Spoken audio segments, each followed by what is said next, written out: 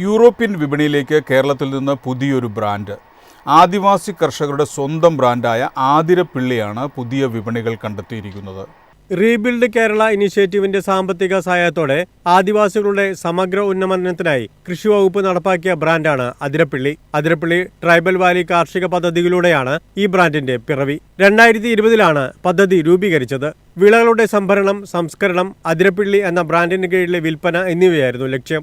ആഗോള വിപണിയിലേക്ക് കടക്കുന്നതിന്റെ ഭാഗമായി സ്വീഡനുമായി മാർച്ചിലാണ് കമ്പനി ധാരണയിലെത്തിയത്.